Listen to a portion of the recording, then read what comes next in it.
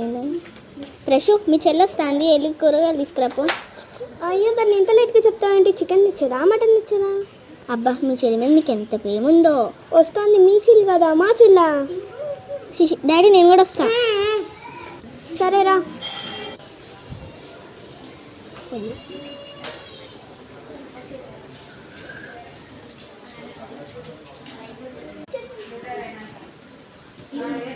వచ్చింది దిగు.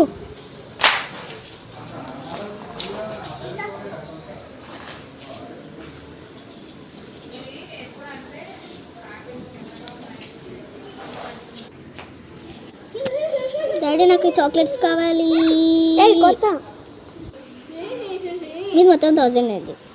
సరే ఇవ్వండి. తింటావా డాడీ? ఇప్పుడు మమ్మీ ఇచ్చిన 100 రూపాయలతో ఏం కూరగాయలు చేయాలి?